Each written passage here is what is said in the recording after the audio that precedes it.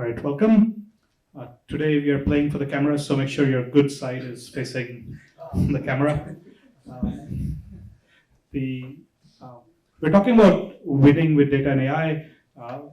The people we have here, you just look through their LinkedIn profiles or you hear them talk. Each one of them has accomplished a significant amount in their careers so far, and so I think first I want to acknowledge that. And yet, like Surya Kumar Yadav against Hong Kong, he's not happy with just hitting 2 sixes. He wants to hit 6 sixes in that over.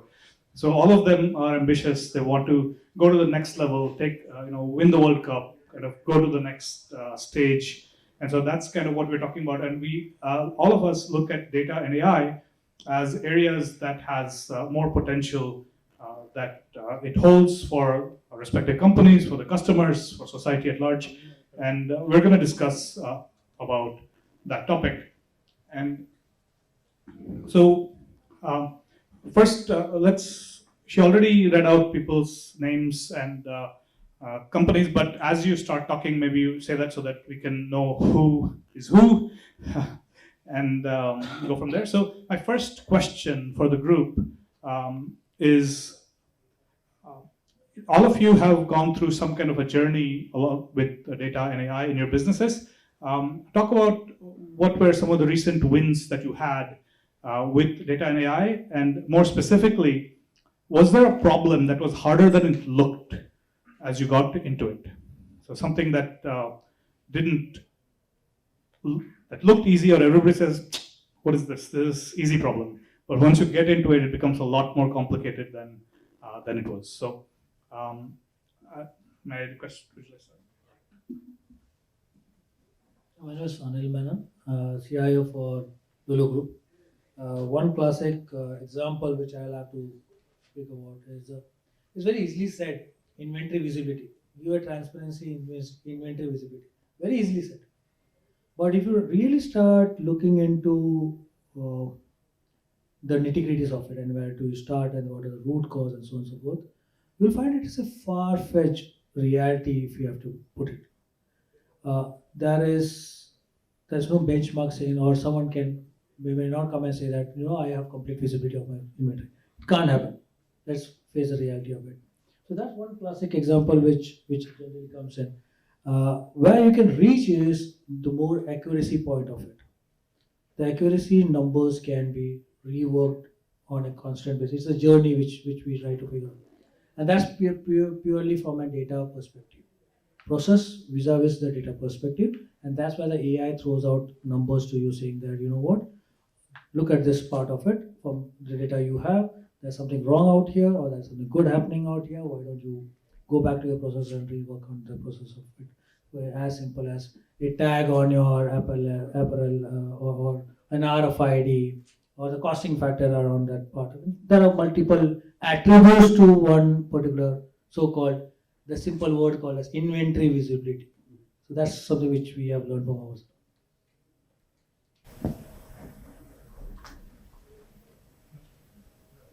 Hello, my name is Rahul Bharde. I head analytics for Jubilant Foodworks. So I'll talk about both the wins and some of the obvious challenges. So for really transforming organization into a data-driven organization, it's a 10-20-70 principle.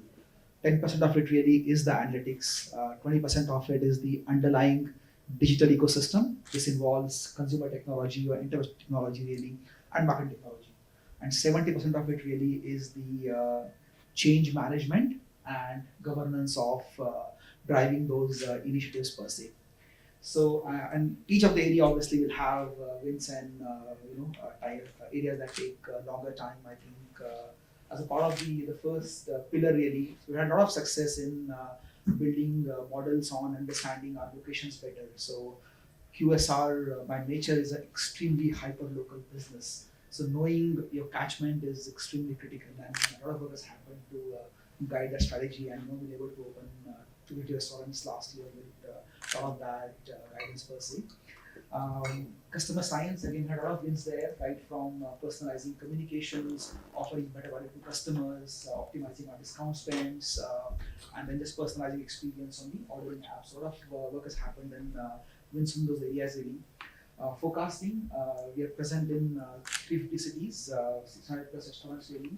Delivering cheese to every restaurant on a everyday basis is an extremely difficult problem. So a lot of work on forecasting has not helped us to get better at that really. The second pillar I spoke about is the technology ecosystem, right? So initially when we sort of started building those models, the first trial took us almost 6 months because the underlying technology was very real. But Jubilant, we have a very transformational agenda on both consumer technology and the technology, and we are making a lot of progress in that area. After the first trial, 6 months down the line, we are able to accelerate the journey and able to launch our experiment at a much massive scale, and then we're starting to see some results coming in our top line and the bottom line. So the third pillar, I think that's where a lot of surprise happen because when you start a new CEO, you want to establish that with a lot of expectations on the magic will happen very very soon. So setting timelines on how long it will take to drive the transformation is absolutely important, and there's a need for fierce prioritization. Without that really success becomes very very difficult. Something on that front as well, but we've established data councils, governance forums to ensure that the insights are available to everyone and we're able to prioritize in a better way. One more, I would say, a lot of success is democratizing data, because building team is extremely challenging, and if it's a new role in the organization, sometimes it can become very frustrating for the organization to find out why it's taking so long for people to come and hire really. And I'm sure a lot of you have seen that journey. So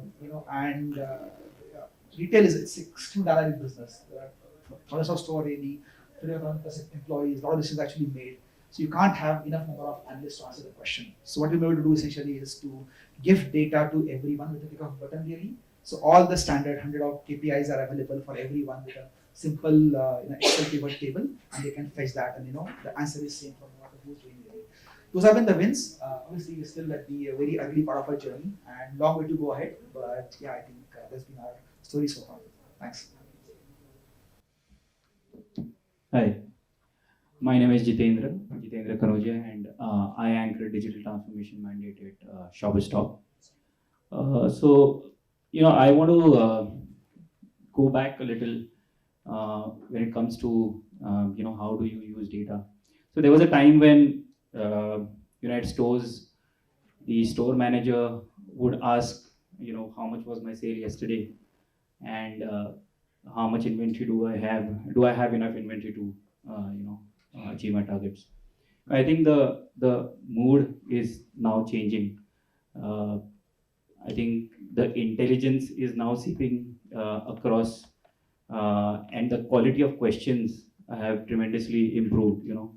So I hear, when I have my conversations with my store managers, the quality of questions are like, I want to know who's my customer. I want to know who are my profitable customers. I want to understand what is the cost of servicing my customer. So the DNA of our organization is obviously undergoing a change, and digital first is a mandate for everyone, and that's exactly what we are in the process of servicing. So very recently, post implementation of SAP, we had SAP implementation in 2019, and the organization was going some bit of pain post the implementation, and that's how the idea of having a data lake was born. So today, across multiple data sources, we're able to mesh and churn out insights across departments. So be it retail operations, be it buying and merchandising, be it supply chain, all of them now have a single view of customer, a single view of inventory, and the journey is not done yet. We're just getting started, but over time there is a lot of fat which probably existed in the system. Everybody, like he also mentioned, running their own Excels, in their own cocoon. All those silos are now breaking. There's a lot of collaboration between business functions. So today, let's say if a store understands that there is a fall in customer entry, he just has to figure out which pin codes are not performing and do a local activation. That's how quick it is. He does not have to depend on a marketing function which is sitting in the SO service office. So that's been the enlightening change that we've been able to bring about at Shopstop. In fact, challenges many, and in fact, one of them very relevant is the mindset change. I think as an organization at our scale, transforming or bringing this transformation and driving adoption for some has been a challenge. But of course, like he said, there are multiple ways in which one does that, and we are at it. Thanks. So having data, having data is very empowering, is it not? So when you start a data warehousing journey or an analytics journey, suddenly you're taking the power away from the people who used to have it and giving it to a central team, right? And then you expect that team to participate completely in making that journey a success. Sounds very, very counterintuitive, but that's what happens in most organizations. So most organizations, data warehouse or analytics ends up being an IT project. Okay, the success and failure of a data warehousing project is solely attributed to IT, and it's set up for failure, right? Because that's the kind of participation that you get. My name is Ranjit. I work at Hippo Stores. Hippo Stores is probably the youngest company around this table. We started operations 1 year ago. We have two stores, one in Noida and the other in Mayapuri, Delhi. We are in the building product. It's a very large industry, but completely unorganized, and we are trying to organize it. Before that, I was working with Chroma and Shopperstop. So, I have, everything that I'm saying is not from the context of my current organization. So the other more practical problem about data is the cleanliness. So the older the company, the dirtier the data, the more efforts needed to clean it, which only adds to the problem, because when you start off the project, you do not really anticipate the kind of issues that the data has. And then one very interesting thing that I don't know if anybody of us observed, the amount of that data that is going uncaptured. How many of you all use WhatsApp as official means of communication? How many of us have tried to get people to get into Teams? Almost everybody, Teams or whatever official channel. For some reason, every business team does not want to use the official mode of communication always, and WhatsApp is always the most preferred way. And WhatsApp and Google Sheets, I don't know, people talk about Google Sheets as though it's empowering somebody. And when the company will be on O365. But so those are the challenges that we challenges that we live with, and we are expected to make a success. And it's credit to all the people around this table, the partners, the practitioners. There have been some very, very good successes. I was part of the Shopperstop journey when I was there, and I can say, and the company has always believed in data. That single view of customer has been there since 2006, and no wonder. I mean, the company is a leader and it is where it is. Thanks. Very insightful. Hi, I'm Dharmarajan. I head beauty business for Tata Click. For us, some of these problems, as you rightly called out, slightly old organization face it. We are born digital native. From day one, we had a very strong data roadmap and plan. In fact, to the extent we are one of those overspenders on data, but we believe that that's the way to go forward. We started with, and which we have done for practically every single function in the organization, we define tenets. We have very strong tenets at an organization level. What are we here for? Whom do we serve? What are the boundary conditions within which we work? If you are in a situation where you don't know what call to take, how you decide which side to tilt, all of this is clearly defined, and we have defined the tenets for data as well. In there, 3 or 4 very simple, straightforward rules is data is not one team, one function ownership. It is every single function in the organization. Input, garbage input is garbage output, is a expectation in a lot of places. What we have done is we have created multiple channels through which we train people, and there are data monthly meets wherein we call what is the right way of capturing, wrong way of capturing, and then we started sharing the roadmap of how you move in the data maturity. In our sort of when we started this, we had called something called as data is dependent on first is events. How do you define the events I'm talking about in the digital world when a consumer comes out of the platform? How do you define different events? Events could be scrolling off your homepage, clicking on a particular icon, banner, etc. And how you define all those events. From events is where you start getting data. The definition of events becomes super critical. I'm sure some of the web analytics folks who are working with either Google Analytics, Adobe Omniture, etc. will understand this. It's very, very critical that you have those events configuration spend a lot of time. Then you go into data, which starts throwing the information that you want. From data, we were clear that it will take us about 2 years' time when we will start building true insights, which means data and analytics will start throwing us insights on what is happening with the data. Rather than everybody deciphering what it means, we build capability to get insights. In the last 1 year is where we have used those insights to start building data products, which is where we believe the journey is heading towards. These data products are your recommendation products, personalization product, in-session personalization, journey modification, and there are a lot of things that you do which are essentially the data products. And how it has evolved for us is when we started the organization purely because of not having enough information, it's a very reactive approach, which means an action happens. I learn from whatever the action I put in certain processes and I start acting to it. From there, we move to proactive, and this is in every single part of our function, whether it is CS or customer service, supply chain, front-end experience. From there, from being reactive to being proactive.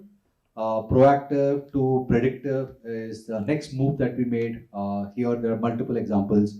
For example, today, if you're buying, say, a certain category of product, I know that the probability of that customer calling the contact center to know the order status is 2.5x in comparison to some other category. Based on which we have defined our proactive communication strategy. I send more notification to that customer. If a customer is checked the self-serve page X number of times in the last Y hours, I send a proactive notification. I know that this customer has the highest probability to call the contact center. All of these are predictive and a slight, not even predictive, it's a proactive mechanism. Next is predictive, which is where we start building it as a part of product itself. When you're building, you're designing a supply chain system is designed for, or your front-end system is designed for knowing this information, what consumer prefers, what are the predictive. We have just started moving towards prescriptive. Prescriptive journey, we are launching most of these prescriptive capability with our recent app, which we just made it live for consumers. It's still under beta testing, called Tata Click Palette, where it is all about data. From start to end, we are highly prescriptive, and we are being prescriptive basis our understanding of different ways of capturing information from customers.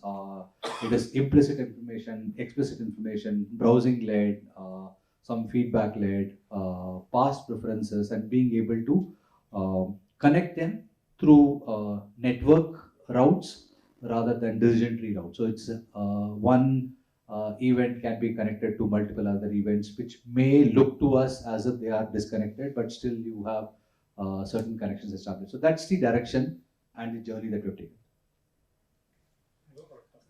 What's the average time the customers come back in a year? Number of purchases? We have a very ambitious target. So there are different point in time. So I can share some example. For example, for us on luxury platform, we have 30% customer retention from the year -4. So it is that strong. So people who came and shopped with us 4 years back, 30% of those customers are shopping today. So that's the number. And that number is anywhere between 10 to 15% higher with subsequent years. And this is not changing. And there are different ways in which you try and sort of track this.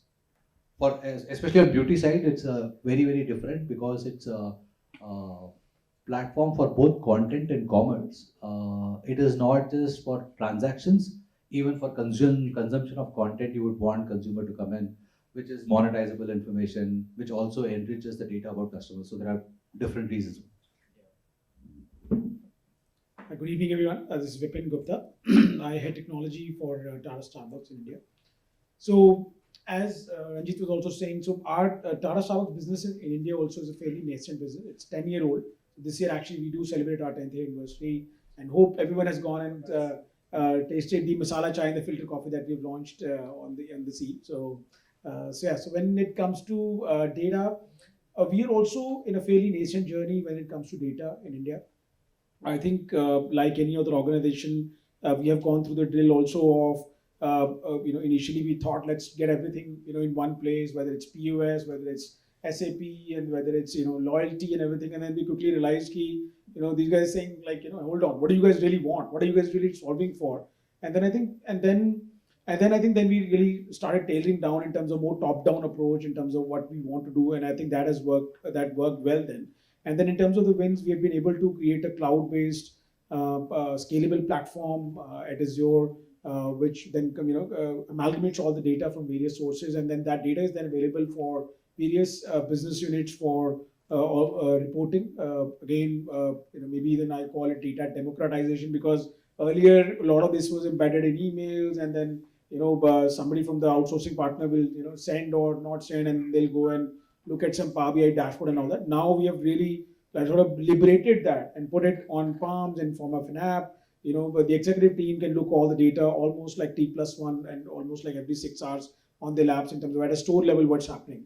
And then this journey will then obviously continue from here. The 3 pillars that we're trying to solve for is customer, supply chain, and partners. So, customer is obviously all the things that other panelists also spoke about in terms of how do we, what are the segmentation and all that. So that work is happening. A supply chain, we want to give a more visibility in terms of what's happening in the store. One of the major problems in QSR is actually how much really inventory, because it's not I would use the word discretionary inventory. Like, you came in and you said, I want a cup of coffee, but you didn't like it. And then I will remake, and then I won't ask a question why. But then at the back end, I've used my 1 cup, I've used enough milk and sugar and all that. Where is that accounted for, right? And then because in the POS, it's only 1 transaction. So a lot of these nuances which are there in form of QSR. So supply chain is another area that is progressed. And then partner is one big area. What drives the partner behavior? How can we then have a more partner-led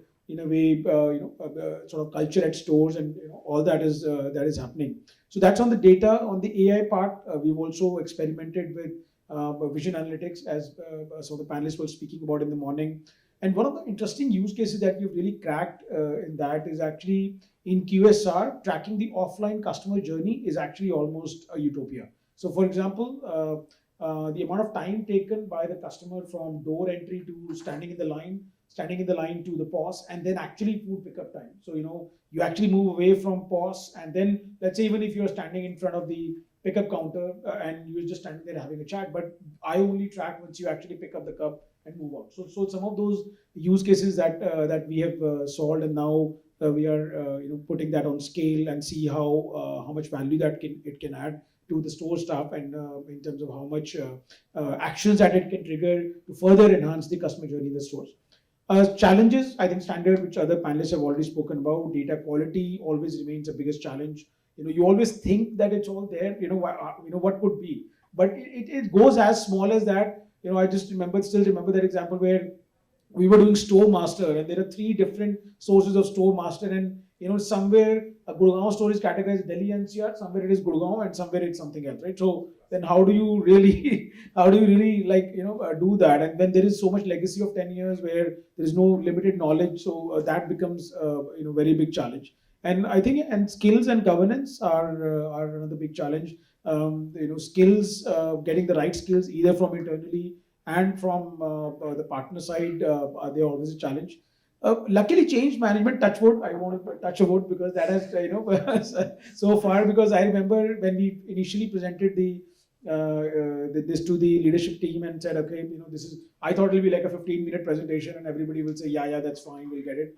And everybody got so excited. Everybody was like, my BD data I need, my HR data I need, and my, when do I get those? I was like, okay, great. Now I need hire 5 more people and then create a roadmap and, do all that for you. So I think, but I think it just gives insight is that how much people are craving for the data in today's world, and then how much there is a need to have more scalable platforms and, which can actually then really enable data accessibility and at that speed and performance that a typical digital consumer today expects, I think is the key. Yeah. Hi, my name is Ramesh. I'm the CTO for Reliance Retail, which is essentially all the retail arms for Reliance, like your JioMart, your Ajio, Trends, and Jio World Drive, which is a mall that is in Bombay and stuff. So in the past, I've been with Amazon. I also was a very initial member at Savan, the music app. That's where I would say my data journey started. So I used to run data and product there. So over the last 10 years or so, obviously, data has developed as a science and as a product, right? And so there's a lot more thinking now around building data products. I guess the problem, or like a very good problem to have that Reliance has, is we are obviously omni-channel, but also we have multi-categories, multi-format. So we have offline, we have online, we have a mixture of those for fashion and lifestyle, for example, and multi-fulfillment. So if you order, for example, a shirt from Ajio, it might get fulfilled from a neighborhood store if you see that there's a shirt right next to you which has that shirt, right? Or it can get fulfilled from like a fulfillment center in Hyderabad or something, right? So either of those are possible. So real-time inventory, obviously, as Anil pointed out, is a big challenge for us. And we have implemented all kinds of solutions, and we claim that we are real-time and we have unified view, but it's really not the truth, right? Like a lot of times you order an Ajio, we say we'll deliver it the next day, it will get delivered a week after, or maybe not get delivered, right? Similar with JioMart. I think JioMart is a bigger example where we're trying to do groceries, and we're trying to compete with the Zeptos of the world, and obviously big baskets and stuff. Where our model is, you have the local Reliance fresh stores, and we're calling them smart stores now. But we also have dark stores, we also have mini FCs. But getting that real inventory, right? How many eggs do we have, or like how many potatoes do we have, is still a big problem. So, having said that, talking about some successes in the recent past, one is, and again we are very early in this journey, is kind of like creating these journeys of customers across all these different entities, right? So you have Ajio, we have like multiple properties. How do we link all of these together? Because these were built over multiple time frames. So Ajio has been built over the last 5-6 years. Obviously, grocery business is much older. We have some businesses like JioMart, which are very new, like a year and a half, like pandemic born, right? So different technology stacks, different data lakes, you can say, different even ERPs in some cases, like SAP obviously is the most prevalent one, but we have many other ERPs within Reliance. So how do we combine customer journeys, both online and offline, and thread it to what we are calling as offline journeys or the back-end journeys? So for example, when you place an order, what is happening in the back-end, right? Like the journey of that order going through the order management system and landing at a fulfillment center, and that getting coordinated, some truck goes and picks it up and some guy then comes and drops it off at your place. It's a integrated journey. So, and there are many possibilities for misses in this journey, right? So you obviously have the front end, you have your app, you have your website, where you can track, using Google Analytics or whatever, right? But what is happening in the back end, like in your server calls, in your, like some miss of a package pickup. So we are started to build those journeys. I think for some of the, like for GeoMart, I would say we are like 80% there now. And on top of that, usage of AI, we have built like an AI ops engine on top. So that does a lot of the decision making more or less automatically, right? So especially we're moving towards more of a defect control organization. Earlier, everything was chaotic, right? Like a typical meeting at Reliance would be as many people in a room, right? Like talking about pricing or promotions or anything. Now I think it's getting cut slowly because we are putting more AI into the business. So I think AI ops and bringing all the journeys together has been a big success. So because we can then relate to, like, if a customer is not able to place an order, or if he did a partial delivery of a GeoMart order, we kind of figure out what broke, and we kind of work backwards from that and try to figure it out. So I think that's where we are, but long way to go. Hi everyone, this is Vanya here. I am the Global Head of Data Mesh at Thoughtworks. I work out of India in the Hyderabad location, and very interesting insights so far. And in the true spirit of being a consultant, my intent is to not repeat here what the others have said, but also try to instill some fear, right? After all, we need some business from here. I'm just kidding. So I would... We're already doing data mesh. Fantastic. So I would really want to +1 on some of the things that Ranjit, you mentioned, right? I mean, in any digital transformation that we talk about, there are 3 pillars, right? People, process, and technology. And specifically for incumbent organizations, technology could be a very big challenge because of the ways of working of the people, or because of the way the technology landscape has been exploding, and keeping up pace with that is very hard, right? Upskilling people, capability development is a very, very big challenge. So it looks like a big problem, but in our experience, or specifically in my personal experience of working with very large retailers across the globe, right, who have been trying to transform their business model to become more platform businesses, right? So from a core retailer model to become more marketplace-oriented models to stay competent with the likes of Amazon and Walmart or Flipkart, right? I have seen that the people, or the change management on the people behaviors, is an extremely hard thing to solve, right? How do you build trust for the new transformation initiatives on the people who are going to be impacted by that, right? Is my job on the line? Right? Am I going to get fired because of this new initiative, right? There is so much resistance in the system that people somehow still love their Excels. I think Jitendra was talking about that, and it is so hard to build that connect with the users of the system, that this new initiatives are not going to make you redundant. The idea is to empower you to do your jobs better. I think that connection is very, very hard to make, and that's where I've seen that's the first challenge, right? And similarly, in the same spirit from an org perspective, the second part is at a CIO level or at a CTO level, all of you are in that position and you operate at that space, it's probably easier to build a vision on a PPT. No offense meant, but it is quite simple to create a winning strategy on a deck and present it to the board and get all the accolades and bows. But how do you translate that vision to the last trench in your organization where the product is getting developed? So I have seen that with my close eyes, that There could be a fantastic vision at the top which talks about, I want to unlock fantastic customer experience. I want to make, there are metrics, there are OKRs, but how does it translate as a backlog item for a team on the ground?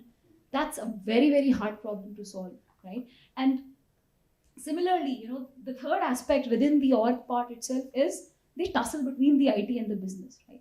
I'm sure every one of us have gone through ample literature which talks about it's imperative for IT and business to work together, right? We have all read this ample number of times. But my question to this group, and probably for those who are going to watch this recording later on, is how many times, how many leaders are ready to relinquish control of their territory, right? Now the question is, do I want to make my IT better, or do I want to make my business more valuable, right? And most often than not, the story that I'm telling you from my personal experience of building a marketplace from a retailer model, this was touted as an IT initiative.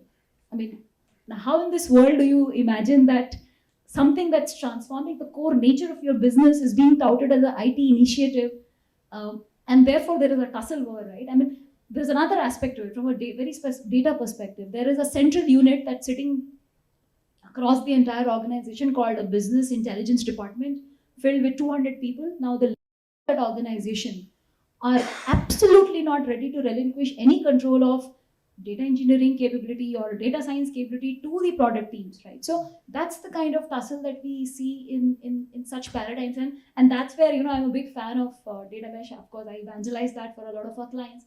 And if we talk about the same client from a win perspective, they are an incumbent. They are a 75 years old organization, and they, because of the marketplace model, they had to carve out a payment entity. I'm sure a lot of you would understand that if you want to deal with money, you would have to have a separate entity created.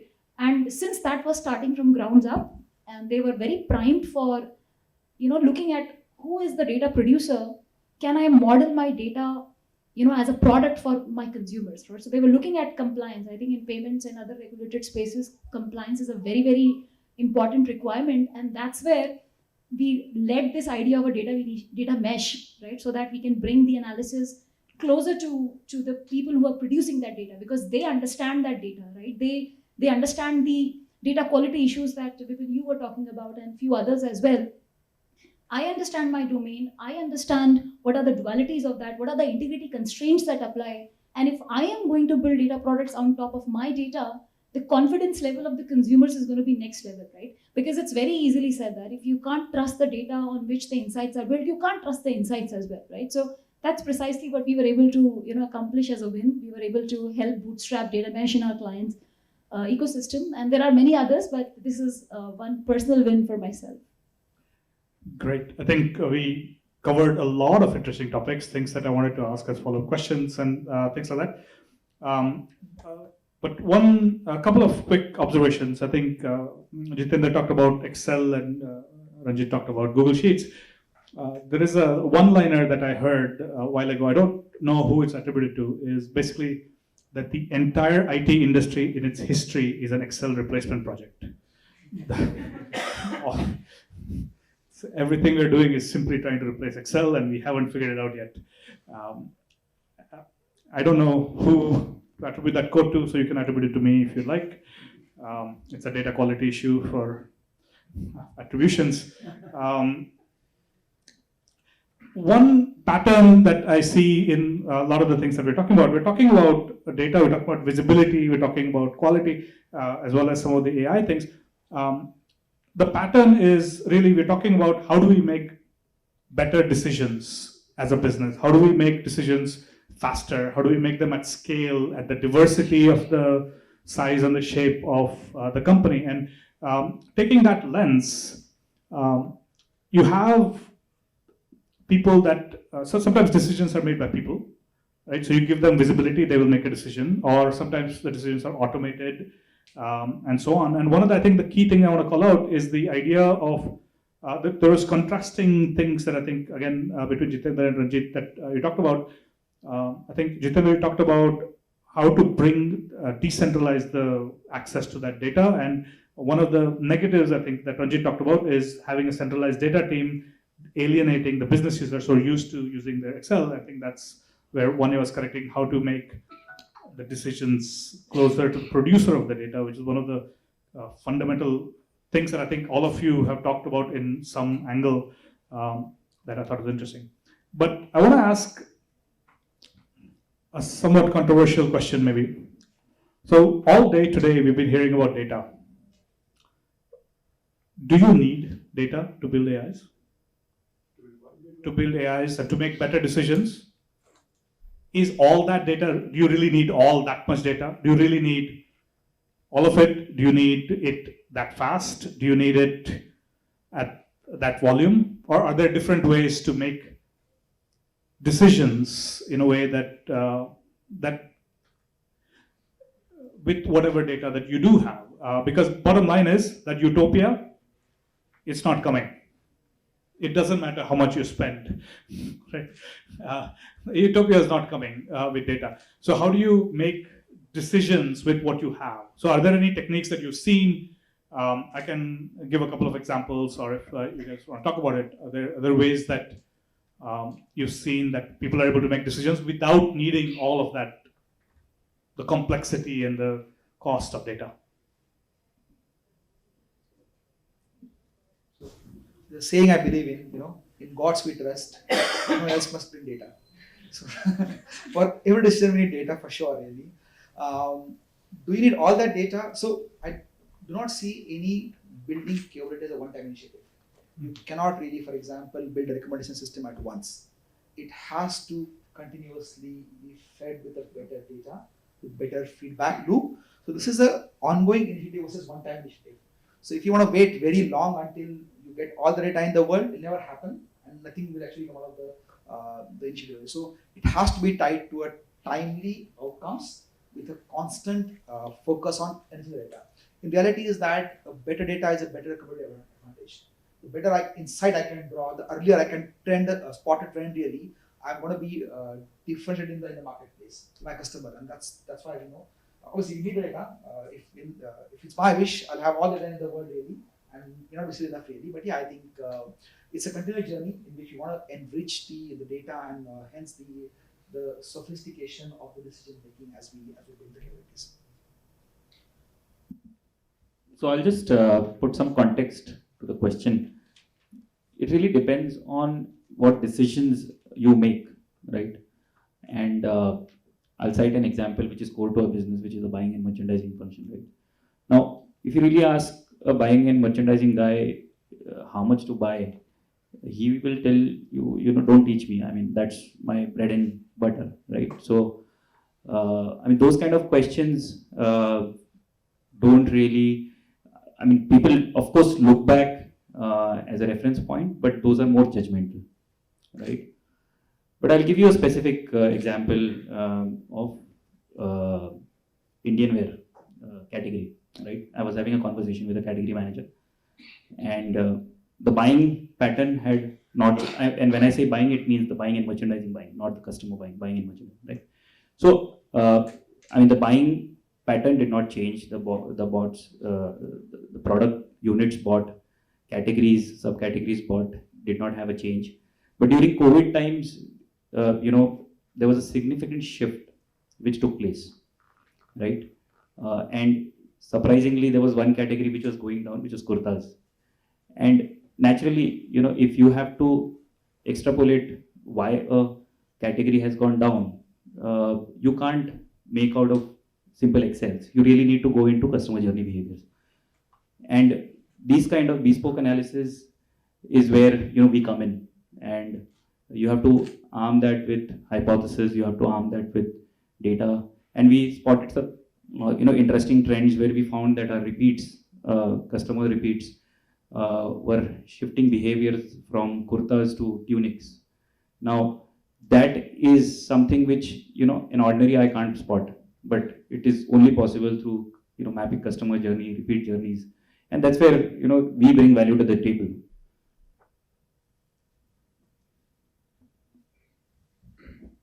Yeah, certainly not all decisions.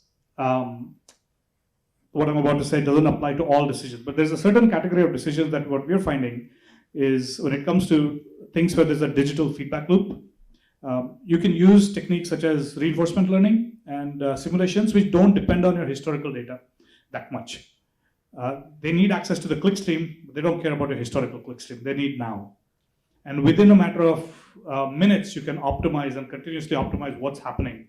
A human being doesn't need to know that I am moving from kurtas to tunics. It will just recommend more tunics by itself. But there is a challenge there with humans not feeling, getting a sense of understanding or feeling involved in that process. But nonetheless, from an automation of certain customer journeys, there are some interesting techniques out there in the kind of a data sparse world. I have so we are actually trying to move towards less data as much as possible. But I think what happens is you're always kind of afraid. You want to future-proof, right? So when you're storing data, you store everything, because like kal ko choose ho sakta hai, so that is what's happening right now. Like we're storing everything, like everything. Now, do we use it? Do we really need that data? And this is expensive, right? I mean, for Reliance, maybe expense is not a big thing, but it still is expensive, right? But having said that, to make that decision when, for example, I go to the buy and I go to the shopping cart and I'm about to check out, what is the mode of payment that needs to be shown at the very top? You don't need a lot of data points for that. You can look at a couple of things like what was the last card you used and what's the most frequent card. Is it that card still working very well? You show that, right? So you don't need a lot of data points for this. So I think what's happening right now is we take all this data and then we have pretty complicated ML algorithms now that can learn from any data that you throw, and people are throwing it at it. So I think we need to be much more disciplined in the actual consumption of it. I think it's the same top-down approach, right? You have to take the top-down approach in terms of what you're really trying to solve for. And I think the initial thing that you spoke about in terms of whether people really need data or not, I think that has to be driven from stakeholders. What do they really need, and what kind of decision making they need to do, and what kind of data they need for that. I think for us also, one of the conversations that went was that, do we need real-time data from point of sales? And then I was like, oh yeah, we are trying to buy those capabilities, and like one of the ops guys says, no, we don't need a stock ticker in the organization, right? We just need to know like data, how much sales the store is doing, so that we could plan the next course of action. So I think it has to be completely, and all your points around IT business, I think the framework for IT has to be what will create value for the stakeholders. If IT is going to say that, okay, I'm going to put like the data mesh, and I'm going to put the AIML and all the jazz technologies that are there without really having a consideration of the ROI and whether stakeholders really want to do it or not. Maybe in a small organization, like they just need sales numbers every day, accurate at 8 a.m. in the morning. They don't need AI, right? But it's a journey, right? So one funny, interesting incident also happened with me lately was where we have put it, and then my biggest fear was that how do we make it predictable? So predictable, like it gets up every morning with CEOs, CXOs. They actually look at the data and they say, okay, this makes sense. Now they are coming back and saying, here, kuch aur thoda chahiye, like I want to understand, like what is it causing? So if my sale is 2% down week on week, what are the 3 reasons why it is happening? Can you do that for me? They're like, yeah, why not? Why sure? Then I go and say, okay, I need investment. I need to go build an AI model, and I need to hire Thoughtworks to do that for me. Yeah, so all that. So I think it's a loop. I think once you build trust, once you create value, then I think automatically things will flow, right? Just to add to that, both the points, in fact, what we generally miss, this should not be an IT, as Ranjit was rightly saying, it should not be an IT project, it should be more functional project. If you go and ask the function, what do you need? They talk about what do they need now using an Excel sheet. They are not talking about what do they need per se. They are right now, necessity should be full, as you correctly said. Morning 8 o'clock, all the sales coming up, boss is happy, they do their own decisions, back end, system is immaterial for them, it's only the number should be there. That's something where educating this layer is the need of the hour, in terms of they are being educated for so many forums happening, they learn more jargons than us, and then they come and say, and then we go googling saying that what is it, That's a different thought process. Or we are call up Thoughtworks. No, what does this mean? Oh, they said, oh, yeah, this means that. Eventually, it is. So coming to that, the skill sets and the educating part of this function is a key as of now. Then we can predict what do they need and how much of data need to be pumped into it. Like for them, you ask, ये data चाहिए? हाँ चाहिए ना? क्या करेगा? तो देखेंगे जब आएंगे. So that's the conversation which they go into. और मेरे को एक once in a year they may require one column out of the whole grid, and they will ask us to pump from day one. Right? That's increasing our budgets. Right? That's something which we'll have to start going back to. Yeah, I just want to add one bit to that, right? Yes, I think from a tactical and strategic perspective, a lot of leaders might have tactical issues burning on the top of their head, likely so. But the question is, can we step away from, filling that tummy right now, or look at the bigger picture and take that courageous step, right? I mean, if you look at the way technology adoption happens, there are the early adopters, right? They are the courageous executives. And I think just one last thought that I want to say from my side is, we need more courageous executives. We need more courageous leaders who could think not just about the tactical stuff, but the larger, bigger picture from a strategic perspective. And yes, data hoarding is definitely an anti-pattern that I would say, but yeah, I think there's a long way to go for that. Yeah, that hoarding reminds me of my son. We built a playroom for him to play in. 6 years later, it's the toy storage room, and he plays in the rest of the house. And so, can I get rid of this thing that you had when you were 3 years old? No. What if I decide to play with it again? So, I think we're at time. So I'll ask one final question with like 1 or 2 word answer from each of you. This answer, because it's short, will probably be a buzzword or something like that. Then that we will have to Google and figure out what that actually means. But I guess the question is, what's the biggest challenge / opportunity for the retail industry in terms of data and AI in India in the next, let's say, 5 years? So I'll start this way. Like when we're young and playing cricket, if you bat first, you have to bowl last, right? So it's Sure.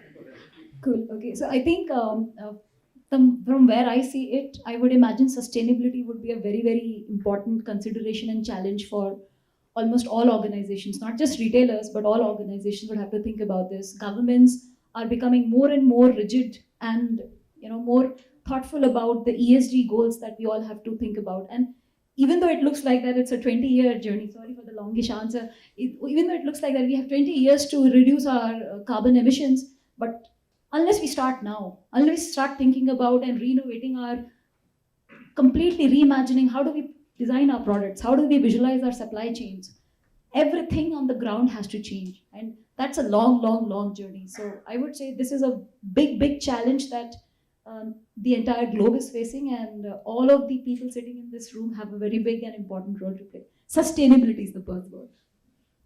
I think privacy. I'll actually take a bit of a traditional view. I'll still say that IT and business alignment, I feel, will continue to be the biggest challenge. Like my fellow panelists talked about here.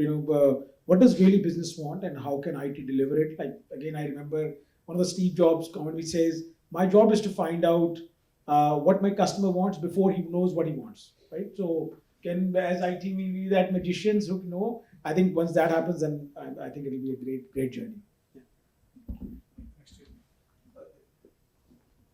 So I think, what does my customer need? That's what we're all trying to solve.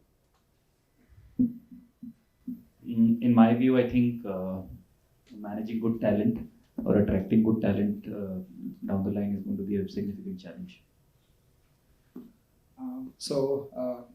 Conversational commerce, then you can call them soul machines, digital staff for concern resolution, IoT and AI for supply chain, digital factories, omni-channel, personalized, hyperlocal. I've taken liberty because I've counted. And then Shankar Yeah. Madhavan song, right? Breathless.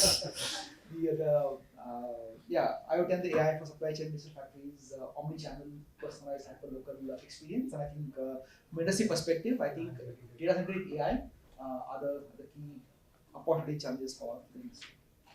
I was just waiting that you leave one word for. Thanks for that. Oh, so from my perspective, I would have look at the word purpose. So every sustainability or whatever you call it, need to have purpose to it, right?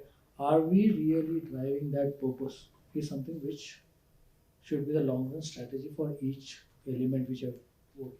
That's more. Purpose is the word. Great, thank you very much. It's been a wonderful discussion. I'll leave with my word. What we're going to do now after we leave from here is fill out our expense reports in Excel. So.